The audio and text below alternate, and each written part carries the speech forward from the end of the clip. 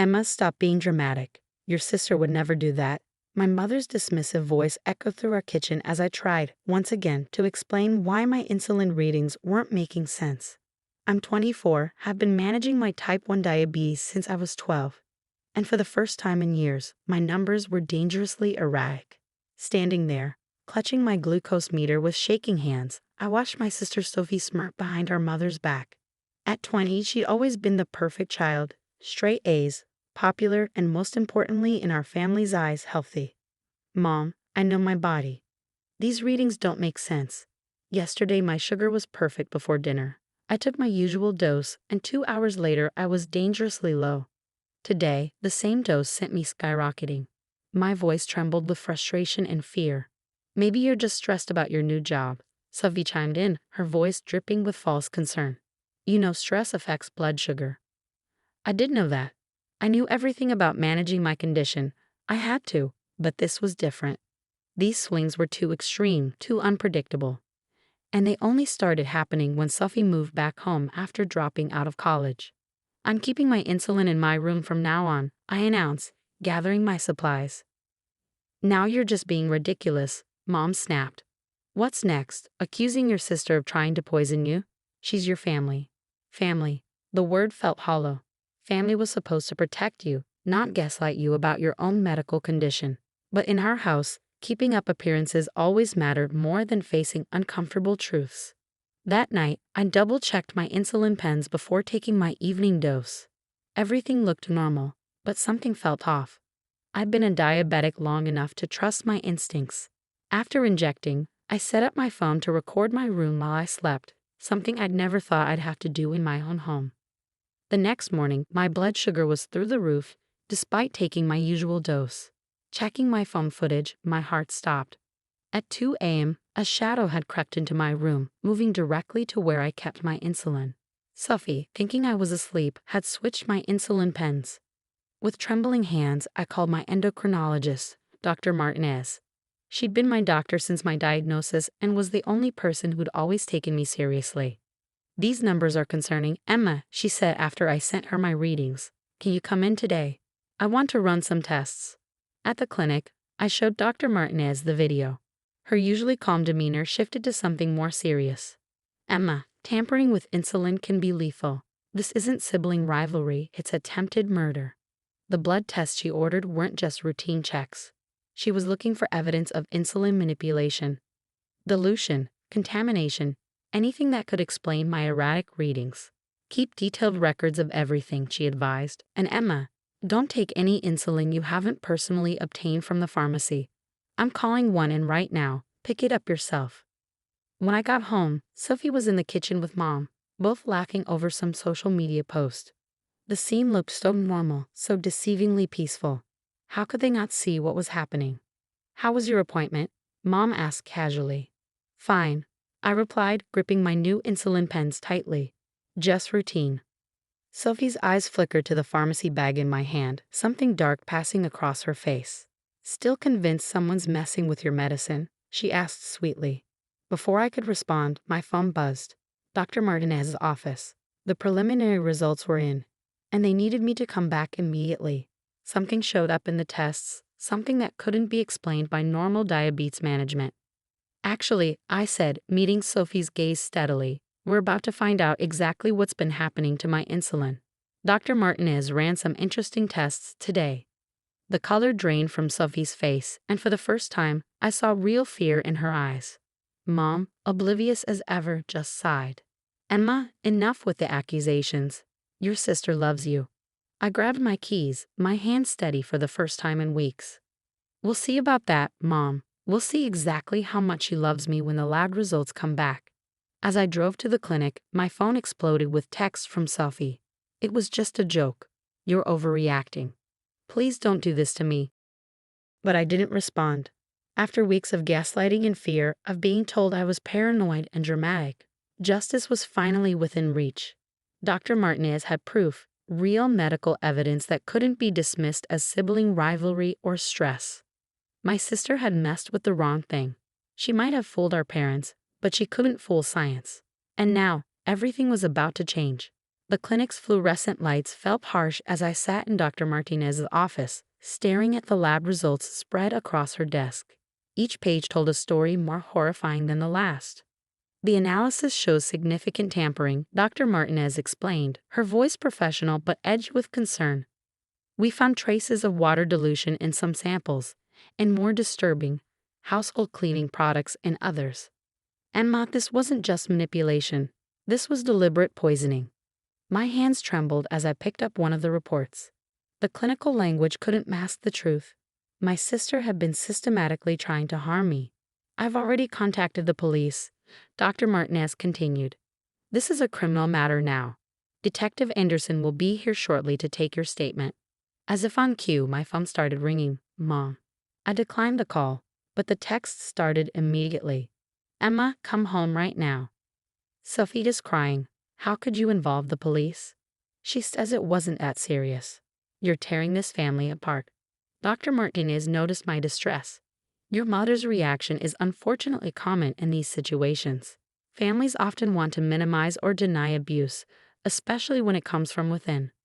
They never believed me, I whispered, fighting back tears. Every time I tried to tell them something was wrong, they made me feel crazy. The detective arrived shortly after, a stern-looking woman with kind eyes.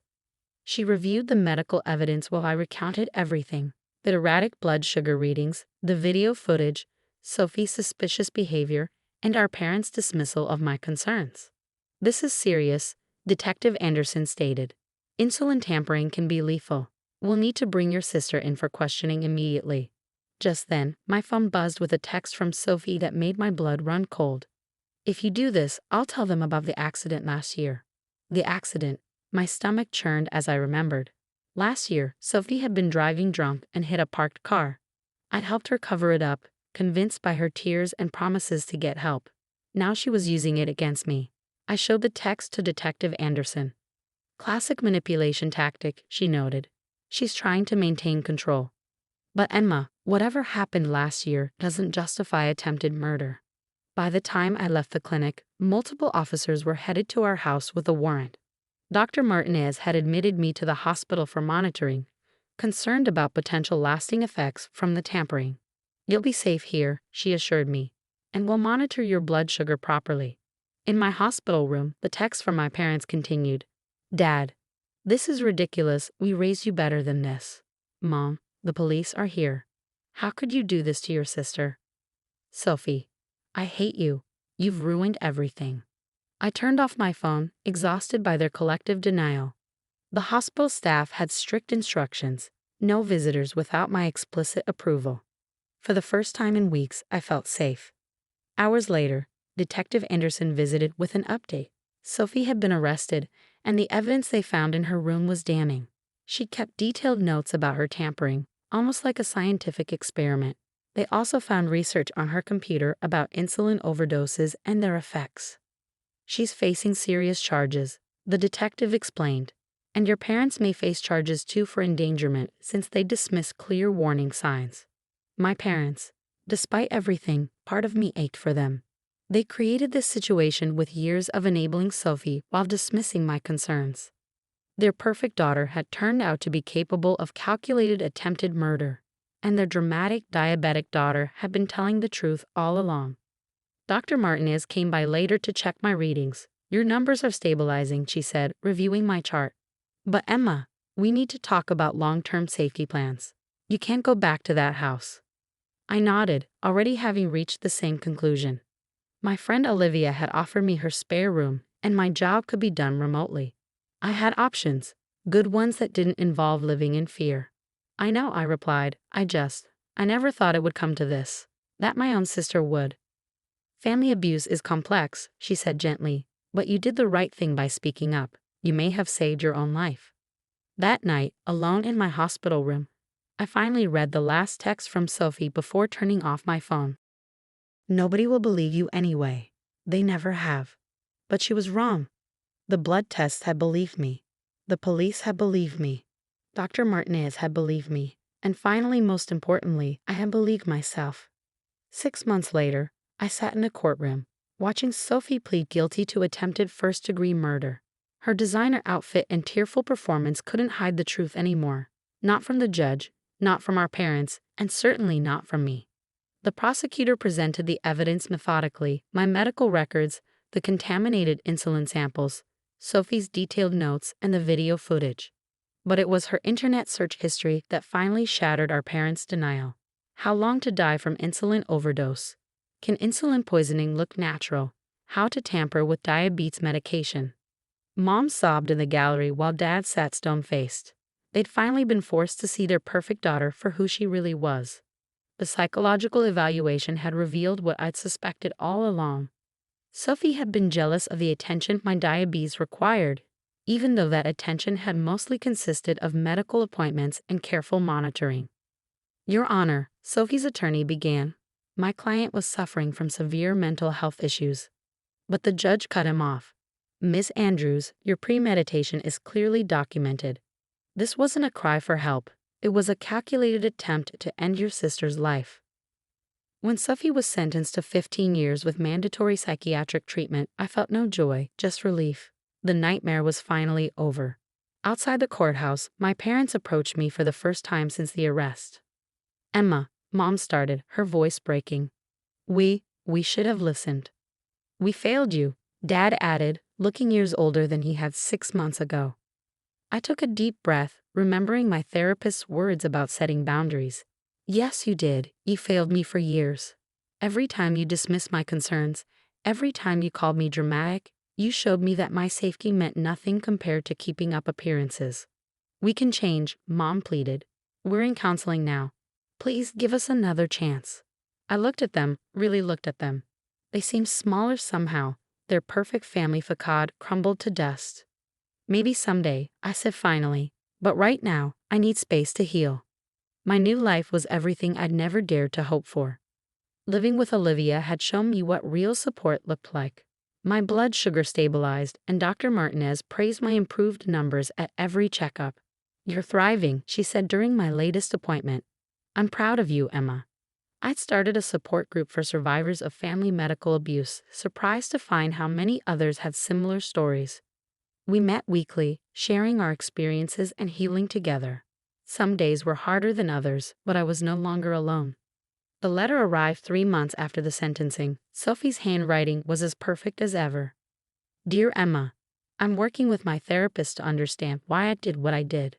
They say I have severe narcissistic tendencies and sociopathic behaviors. I always hated how your diabetes made you special. I wanted you gone. I'm not asking for forgiveness. I don't deserve it, but I am sorry. Sophie. I showed the letter to my therapist, who helped me process my complicated feelings about it. You don't owe her a response, she reminded me. Your healing doesn't require her participation. She was right. I filed the letter away and focused on my future. My blog about diabetes management had gained a following, and I've been invited to speak at medical conferences about patient advocacy. My story was helping others find their voice. Last week, I moved into my own apartment. As I arranged my insulin supplies in their designated spot, I realized I no longer checked for tampering or set up cameras. The fear had finally lifted. My phone buzzed. A text from Olivia. Housewarming party this weekend. The whole support group wants to celebrate. I smiled, typing back a quick yes. Before, family had meant people who hurt you and called it love. Now I had a chosen family who supported and believed me. That evening, I sat on my new balcony, watching the sunset.